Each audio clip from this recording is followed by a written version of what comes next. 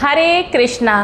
मेरे परम प्रिय श्रद्धा के अगाध अनंत और असीम महासागर में निरंतर गोता लगाने वाले साक्षात भक्ति रस की बहती हुई चिन्मय प्रतिमूर्ति और श्री राधा पुरुषोत्तम सरकार के श्री युगल चरणों में अपने प्राणों को सर्वस्व न्योछावर करने वाले हमारे प्यारे परिवार के अलौकिक दिव्य आत्मी और अनन्य सदस्यों को खुशबू का प्रेम भरा भावपूर्ण और कोटि कोटि राधे राधे प्रणाम। प्रभु श्री राधा रमण की वह दिव्य अकारण करुणा आपके जीवन के रोम रोम से घोर निराशा, मानसिक अवसाद, दरिद्रता, भय, अकाल मृत्यु के योग और अंधकार के अंतिम अंश को भी समूल नष्ट कर दे। मेरी ठाकुर जी के युगल चरणों में यही आदि और अंतिम प्रार्थना है कि आपके जीवन के सूखे, मुरझाए और निष्प्राण हो चुके कर्म वृक्षों पर भक्ति के नव पल्लव फूट पड़े। आपके घर के भंडार अन्न धन धान्य से सदा भरे रहे और आपके कुल में कभी कोई अकाल मृत्यु, व्याधि, मानसिक संताप, ग्रह कलेश या अकाल प्रवेश ना हो। पिछले अध्याय 15 में हमने बृहनारदीय पुराण के उस अत्यंत गोपनीय प्रसंग का श्रवण किया था, जहाँ राजा चित्रबाहु की कथा, महामुनि अगस्त्य का दिव्य मार्गदर्शन और पुरुषोत्तम मास में मौन व्रत के महाविज्ञान को समझा था। हमने कपिला गाय और मूक भक्त के अद्भुत दृष्टांतों से जाना था कि प्रभु के शब्दों की चतुरता नहीं बल्कि हृदय की मौन और कोमल भाव प्रिय है। आज हम प्रवेश कर रहे हैं अध्याय 16 में। आज की कथा का महत्व इसलिए और अधिक विशेष है क्योंकि आज से पुरुषोत्तम मास अर्थात अधिक मास का कृष्ण पक्ष प्रारंभ हो रहा है। आज कृष्ण पक्ष की प्रतिपदा अर्थात पहला दिन है। बहुत से लोग अज्ञानवश सोचते हैं कि शुक्ल पक्ष बीत गया है तो इस महीने की महिमा कम हो गई है, परंतु बृहनारदीय पुराण इस बात का खंडन करता है। देवर्षि नारद और भगवान नारायण के संवाद के मूल संस्कृत पन्नों के मर्म से आज इस अध्याय को इतना सुंदर और इतना गहरा बनाने जा रही हूँ कि इसमें पुरुषोत्तम मास के कृष्ण पक्ष का संपूर्ण आध्यात्मिक रहस्य आपके अंतःकरण को तृप्त कर देगा। आज की यह कथा पुरुषोत्तम भगवान के कृष्ण पक्ष की गुप्त चेतना का साक्षात अमृत है। अपने चंचल चित्त को संसार की समस्त अशांति, चिंताओं और तनाव से पूरी तरह हटाकर अपने दोनों हाथों को अपने हृदय पर रखिए, अपनी आंखें बंद कीजिए और इस दिव्य रस का पान करने के लिए पूरे आनंद और भाव से गाइए।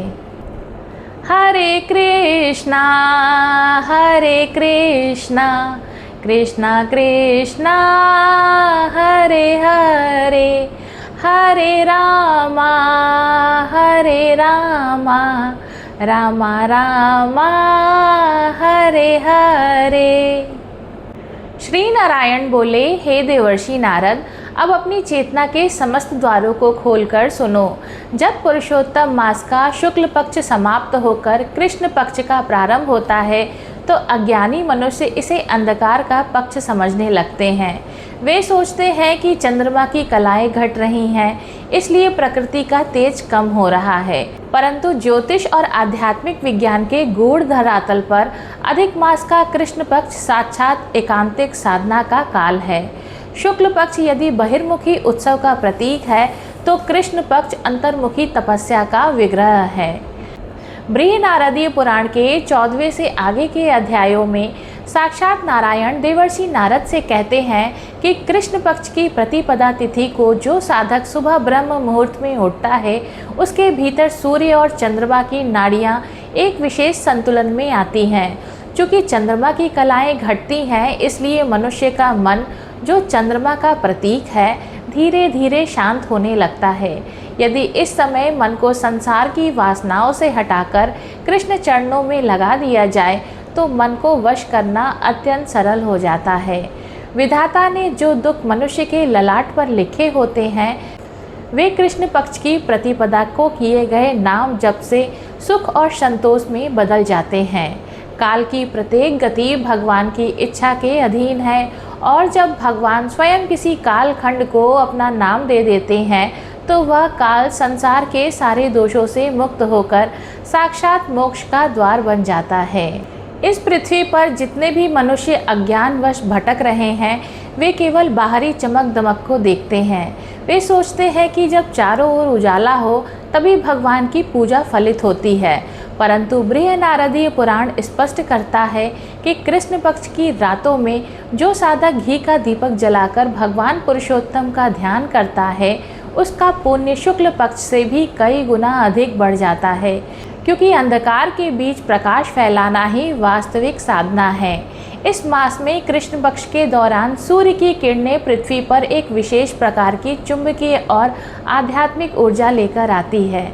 जब कोई साधक सुबह के समय सूर्य नारायण को अर्घ्य देता है और पुरुषोत्तम भगवान का ध्यान करता है तो उसके शरीर के भीतर समस्त रोग, मानसिक तनाव और नकारात्मक विचार अपने आप नष्ट होने लगते हैं।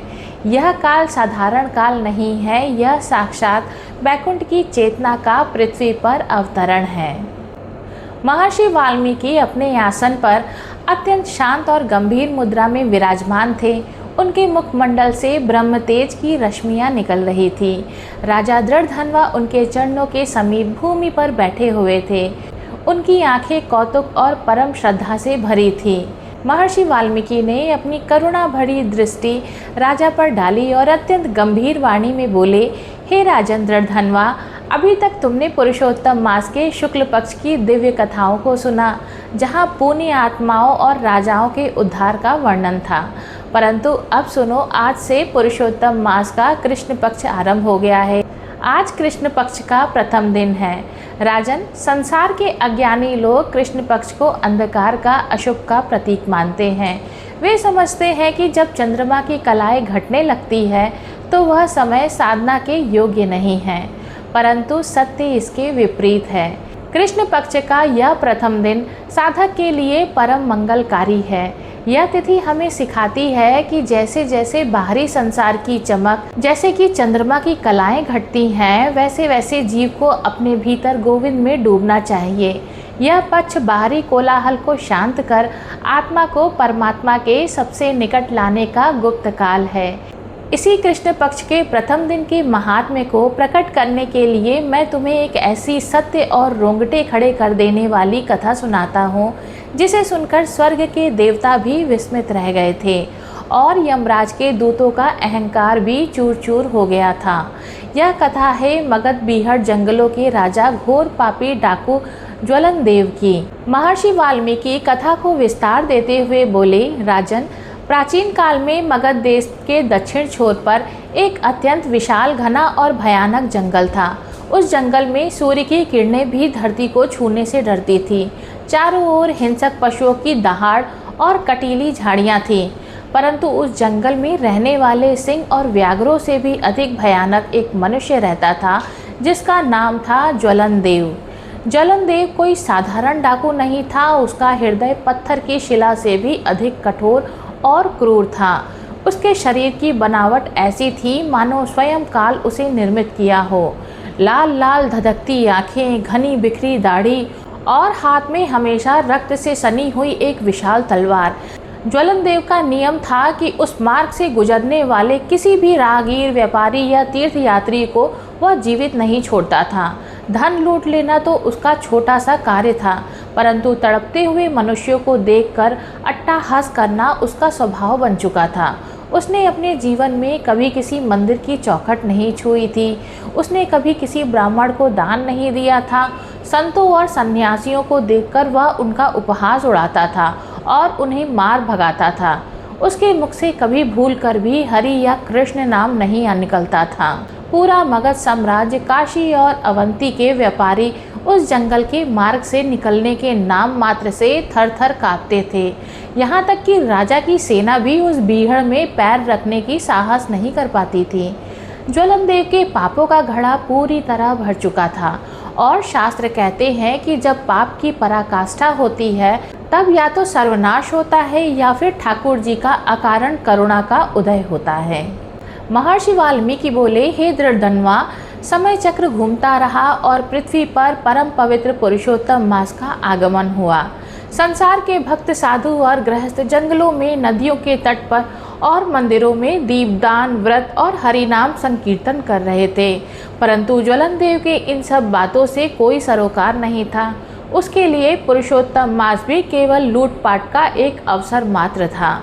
देखते देखते पुरुषोत्तम मास का शुक्ल पक्ष समाप्त हुआ और कृष्ण पक्ष का प्रथम दिन आया। उस दिन की संध्या अत्यंत अजीब थी। आकाश में काले काले बादल का जमावड़ा था। सूर्यास्त होते ही जंगल में ऐसा घना अंधकार छा गया, मानो साक्षात कलयुग का अंधकार वहां उतर आया हो। ठंडी साए साए करती हवाएं चल रही थी। गीदड़ और उल्लू अपनी भयानक आवाज़ों से वातावरण को और अधिक डरावना बना रहे थे। ज्वलन देव अपने 5 खूंखार साथियों के साथ एक विशाल बरगद के वृक्ष की आड़ में छिपा बैठा था। उसकी तलवार की धार पर संध्या की धुंधली रोशनी चमक रही थी। वह अपने साथियों से कह रहा था, आज कई दिनों से कोई बड़ी लूट हाथ नहीं लगी है। आज यदि कोई इस मार्ग से निकला तो चाहे वह कोई भी हो, मैं उसके प्राण लेकर उसकी पूरी संपत्ति यहीं दफन कर दूंगा।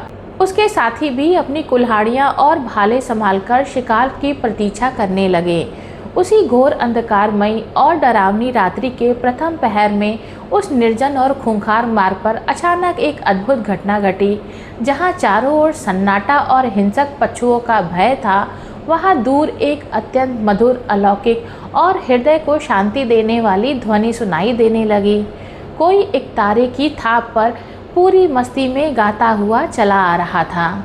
वह ध्वनि कोई साधारण लोकगीत नहीं थी, वह तो त्रिलोकी को पावन करने वाला महामंत्र था। हरे कृष्णा कृष्णा कृष्णा हरे हरे, हरे रामा रामा रामा हरे हरे। ज्वलन देव ने अपने कान खड़े किए और अचंभित हो गया कि मृत्यु के कुएं में जहाँ लोग पांव रखने से डरते हैं, वहाँ कोई इतनी निर्भयता से गाता हुआ कैसे आ रहा है। उसने अपने साथियों को संकेत किया और सब झाड़ियों से बाहर निकल आए। सामने से एक परम वृद्ध, परम तेजस्वी वैष्णव संत चले आ रहे थे। उनके मस्तक पर गोपी चंदन का सुंदर तिलक था। गले में तुलसी की बड़ी मालाएं थी। शरीर पर केवल एक फटा हुआ सूती वस्त्र था। एक हाथ में एक तारा और दूसरे हाथ में तुलसी की माला के मनके अत्यंत तीव्र गति से घूम रहे थे। उनकी आंखों में अविरल अश्रु बह रहे थे, मानो वे इस संसार में रहते हुए भी यहाँ नहीं थे। वे तो गोलोक के वृंदावन में विचर रहे थे। ज्वलन देव ने अपनी विशाल तलवार को हवा में लहराता हुआ साक्षात यमराज की भांति उस वृद्ध संत के सामने जाकर खड़ा हो गया। उसकी भयानक आवाज़ पूरे जंगल में गूंज उठी। ठहर जा बूढ़े सन्यासी, आगे एक पैर भी बढ़ाया तो यह सिर धड़ से अलग हो जाएगा। तेरे पास जो कुछ धन, स्वर्ण, अशर्फियाँ या मूल्यवान रत्न है, तुरंत मेरे चरणों में रख दे, अन्यथा तेरी इस फकीरी को भी मैं यहीं समाप्त कर दूंगा। संत रुके। उन्होंने अपनी आंखें खोली।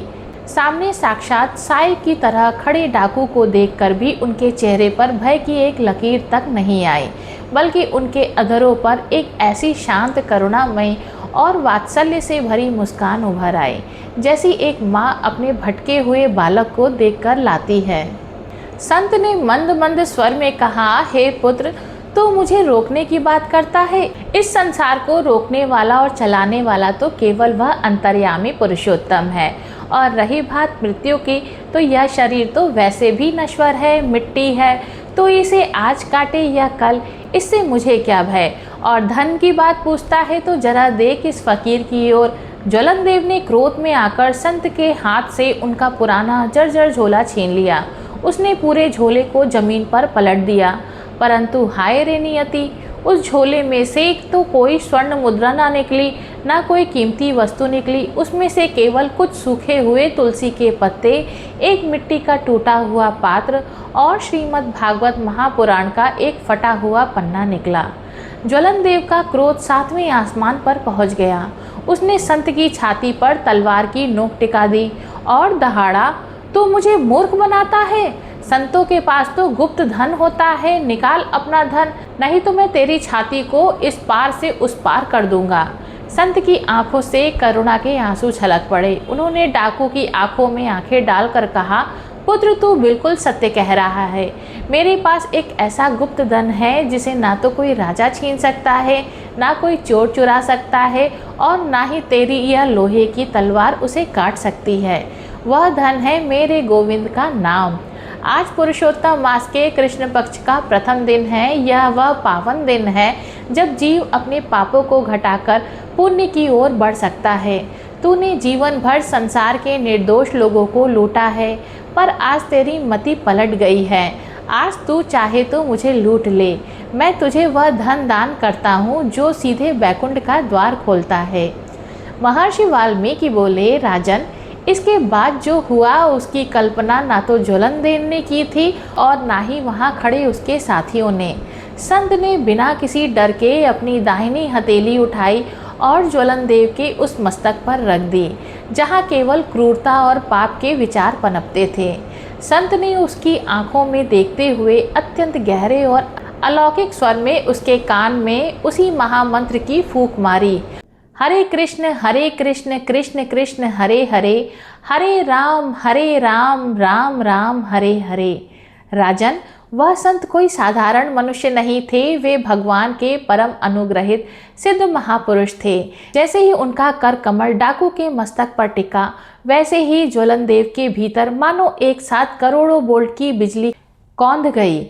उसकी रीढ़ की हड्डी में एक कंपन हुआ। उसकी वह विशाल तलवार, जिससे उसने न जाने कितने निर्दोषों का रक्त बहाया था, हाथ से छूटकर जमीन पर गिर पड़ी। ज्वलनदेव की आंखें जो क्रोध से लाल रहा करती थी, अचानक बंद हो गई। उसके भीतर का बरसों पुराना जमा हुआ अंधकार, वासना, क्रोध, अहंकार और क्रूरता की बर्फ पिघलने लगे। उसे अपने सामने उन सभी तड़पते हुए लोगों के चेहरे दिखाई देने लगे जिन्हें उसने सताया था। उसका हृदय चीत्कार कर उठा। वह संत के चरणों में किसी कटे हुए वृक्ष की भांति गिर पड़ा।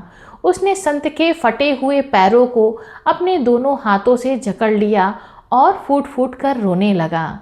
उसका रोना साधारण नहीं था, वह उसके भीतर के पापों का प्रायश्चित था।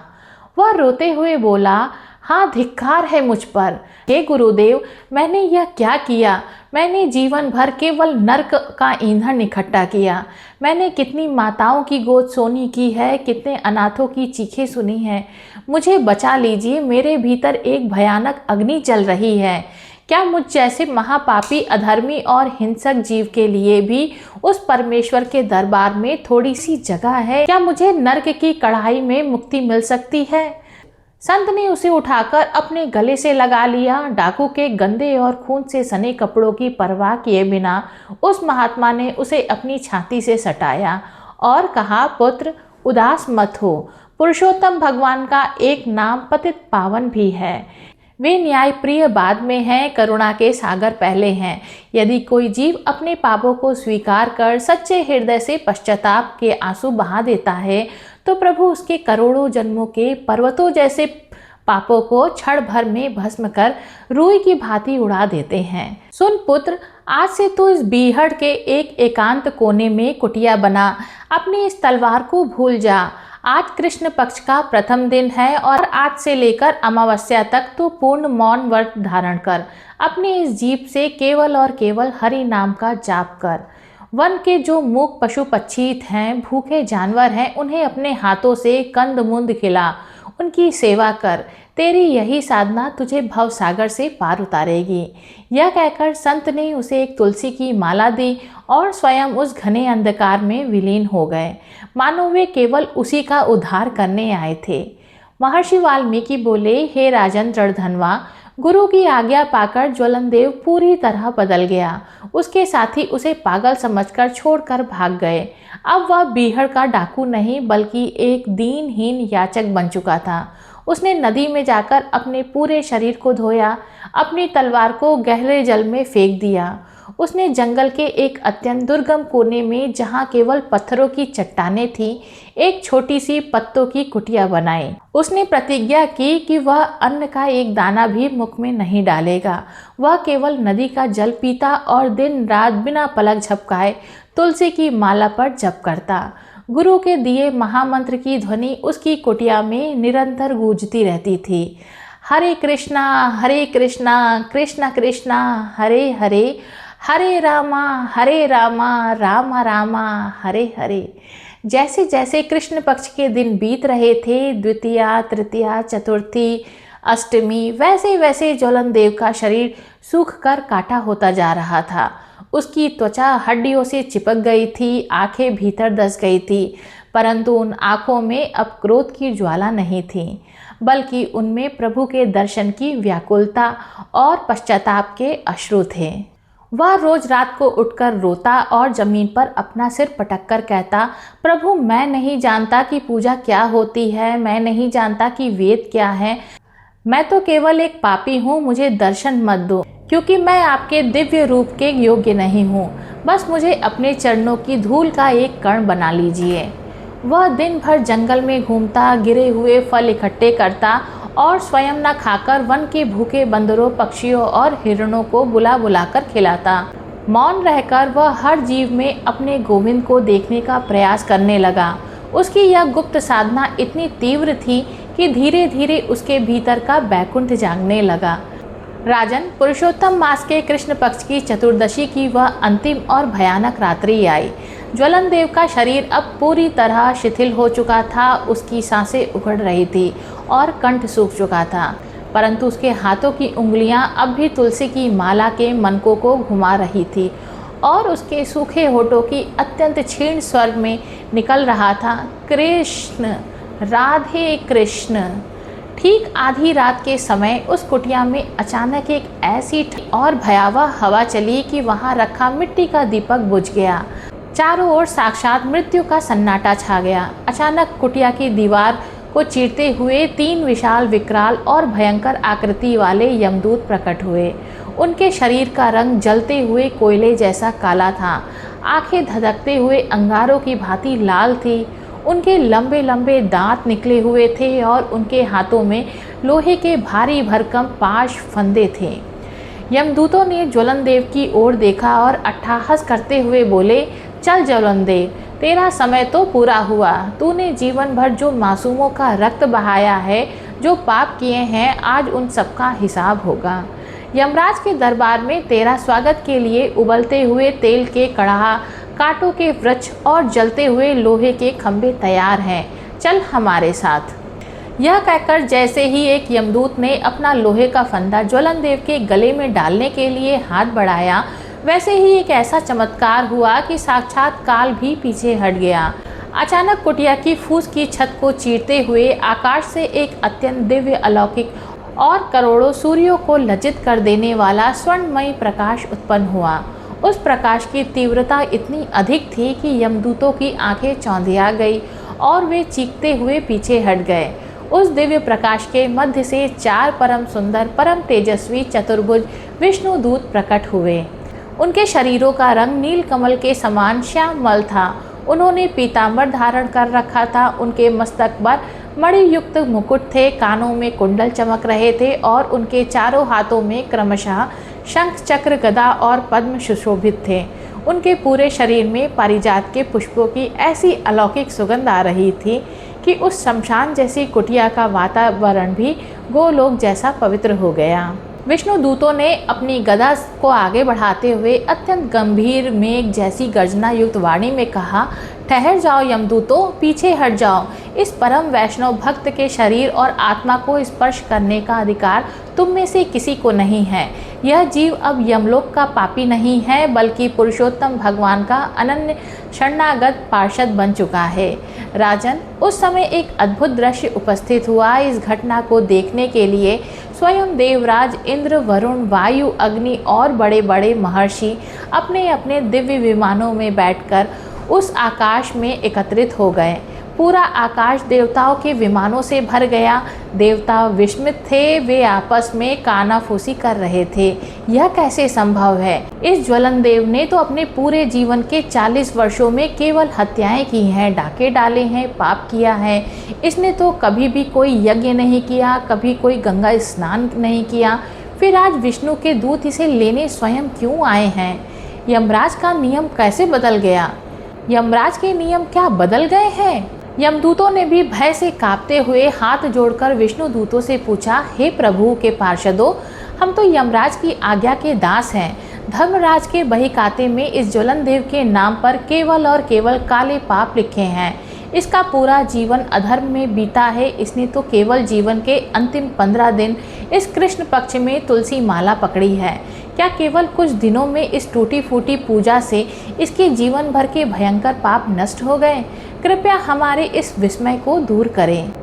विष्णु दूतों ने मंद मंद मुस्कुराते हुए देवताओं और यमदूतों की ओर देखा और बोले, हे यमदूतों, तुम सत्य कहते हो कि संसार की दृष्टि और धर्मराज के खातों में इसके पाप असीमित थे, परंतु तुम लोग पुरुषोत्तम मास के कृष्ण पक्ष की गुप्त महिमा और ठाकुर जी के अकारण करुणा के रहस्य को नहीं जानते। स्मरण रखो, यदि कोई जीव अपने पूरे जीवन में घोर से घोर पाप भी क्यों न कर चुका हो, चाहे उसने ब्रह्म हत्या ही क्यों ना की हो, चाहे उसने परम धन ही क्यों ना लूटा हो, परंतु यदि वह अपने जीवन की संध्या में किसी सिद्ध संत की कृपा पाकर अपने पापों को सच्चे हृदय से पश्चाताप करता है, उसकी आंखों से ग्लानि के आंसू बहते हैं और वह इस परम पवित्र पुरुषोत्तम मास के कृष्ण पक्ष में पूर्ण शरणागत होकर केवल एक बार भी निष्कपट भाव से हरे कृष्ण महामंत्र का शरण ले लेता है, तो स्वयं भगवान पुरुषोत्तम उसके रक्षक बन जाते हैं। इस ज्वलन देव ने इन 15 दिनों में जो अश्रु जप किया है, जो भूख प्यास सहकर मौन व्रत रखा है और जो वन के मूक जीवों की सेवा की है, उसके कारण इसके करोड़ों जन्मों के पापों का पर्वत भी उसी क्षण जलकर भस्म हो गया। जैसे सूखी घास के ढेर में आग की एक चिंगारी सब कुछ राख कर देती है। भगवान श्री कृष्ण गीता में स्वयं कहते हैं, यदि कोई अत्यंत दुराचारी भी अनन्य भाव से मेरा भक्त होकर मुझे भजता है, तो वह साधु ही मानने योग्य है। इसलिए आज इसका यह पापी शरीर छूट रहा है और इसे बैकुंठ की प्राप्ति हो रही है।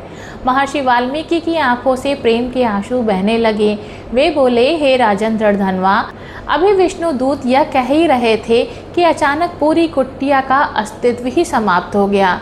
वहाँ न तो कोई पत्थरों की चट्टान थी, न फूस की छत थी, वहाँ केवल एक दिव्य प्रकाश का पुंज था और उस प्रकाश के ठीक मध्य में साक्षात गोलोक बिहारी भक्त वत्सल करुणामय भगवान श्री राधा पुरुषोत्तम सरकार प्रकट हो गए। उनके श्यामल अंगों से करोड़ों चंद्रमाओं की शीतलता निकल रही थी। मस्तक पर मोर मुकुट लहरा रहा था, घुंघराले बाल गालों पर थिरक रहे थे, गले में बैजंती माला घुटनों तक लटक रही थी और उनके अधरों पर वह बांसुरी सजी थी जिसकी तान पर पूरा ब्रह्मांड नाचता है। उनके नेत्रों से ज्वलन देव के लिए वैसी ही करुणा की धारा बह रही थी जैसे कि गाय अपनी नवजात बछिया के लिए बहाती है। भगवान ने आगे बढ़कर अपने अत्यंत कोमल कमल जैसे हाथों को ज्वलन देव के सूखे हुए मुख पर फेरा। प्रभु का स्पर्श पाते ही ज्वलन देव के भीतर का सारा कष्ट, सारी वेदना समाप्त हो गई। उसका शरीर दिव्य और तेजोमय हो गया। ज्वलन देव ने अपने जीवन के अंतिम श्वास छोड़ते हुए प्रभु के चरणों में अपना सिर रख दिया और कांपते हुए कंठ से बोला, हे नाथ, हे पतित पावन, मैं पापी था, अपवित्र था, परंतु आपने मुझे अपनी शरण दी। आपकी यह करुणा अनंत है, अनंत है। और इतना कहते ही उसके प्राण उसके मुख से एक दिव्य ज्योति के रूप में निकल और साक्षात भगवान पुरुषोत्तम के श्री चरणों की नकमणि में विलीन हो गए। वह सदा सदा के लिए मुक्त हो गया, बैकुंठ का पार्षद बन गया। आकाश से देवताओं ने फूलों की इतनी वर्षा की मानो पूरा जंगल फूलों का बगीचा बन गया हो। चारों ओर दुदुम्बी और शंखों की ध्वनियाँ गूंज उठी। यमदूतों ने श्रद्धा से मस्तक झुकाया और यमलोक लौट गए। स्वयं देवता भी भगवान की इस अकारण करुणा को देखकर विस्मित और गदगद होकर अपने अपने लोकों को चले गए। महर्षि वाल्मीकि ने अपनी कथा को पूर्ण करते हुए राजा दृढ़धनवा से कहा, हे राजन, इस अध्याय 16 और कृष्ण पक्ष के प्रथम दिन की इस अलौकिक कथा का यही सार है कि हमारे ठाकुर जी कभी यह नहीं देखते कि हमारा अतीत कितना गंदा था, हमने कितने पाप किए थे। वह तो केवल यह देखते हैं कि आज इस क्षण हमारा समर्पण कितना सच्चा है, हमारा हृदय कितना निर्मल है। इसलिए पुरुषोत्तम मास में जो जीव अपने अहंकार को छोड़कर रोते हुए प्रभु को पुकार लेता है, ठाकुर जी उसे कभी निराश नहीं करते। मेरे परम प्रिय परम सौभाग्यशाली परिवार के सभी वैष्णव भक्तों, आज की यह विस्तृत कथा हमारे दिल को झकझोर देने वाली है। यदि एक घोर पापी डाकू केवल 15 दिन की सच्ची शरणागति से बैकुंठ जा सकता है, तो हम और आप तो ठाकुर जी के लाडले बच्चे हैं। यदि आज आपके जीवन में कोई भी कष्ट हो, कोई चिंता हो या मन में कोई अपराध बोध हो, तो घबराइए मत। आज से इस कृष्ण पक्ष के प्रथम दिन से अपने घर के मंदिर में तुलसी जी के सामने एक छोटा सा दीपक जलाइए और ठाकुर जी से कह दीजिए, हे राधा रमण, मैं जैसा भी हूँ, अच्छा या बुरा हूँ, तो मैं आपका ही। मेरे अपराधों को क्षमा कर मुझे अपनी शरण में ले लीजिए। मेरे प्यारे परिवार के लोग, आज की कथा आपके हृदय के भीतर तक पहुँची हो, यदि आपकी आंखों में गोविंद के लिए एक भी आंसू आया हो, तो कमेंट बॉक्स में पूरे प्रेम और श्रद्धा के साथ हरे कृष्णा राधे राधे अवश्य लिखिएगा। इस कथा को अपने उन मित्रों परिवार के सदस्यों तक जरूर शेयर कीजिएगा जो इस समय किसी न किसी दुख या निराशा के अंधकार से जूझ रहे हैं। क्या पता पुरुषोत्तम भगवान की इस कथा के माध्यम से उनके जीवन का अंधकार मिटकर उन्हें भी अपनी करुणा का पात्र बना लें। अब अगले अध्याय 17 में हम सुनेंगे एक अत्यंत गुप्त और अद्भुत रहस्य। जब गोलोक धाम में तुलसी महारानी अत्यंत व्याकुल होकर रोने लगी और श्री कृष्ण ने उन्हें पुरुषोत्तम मास की विशेष कल्याणकारी रात्रि का ऐसा महारहस्य बताया, जिसे सुनकर नारद जी की वीणा भी झंकृत हो गई। तब तक पूरे प्रेम से, पूरे आनंद से झूमते हुए गाइए, हरे कृष्णा कृष्णा कृष्णा हरे हरे, हरे रामा रामा रामा हरे हरे। आप सभी के हृदयों में बैठे श्री गोविंद को खुशबू की ओर से प्रेम भरा भावपूर्ण कोटि कोटि राधे राधे प्रणाम। हरे कृष्णा।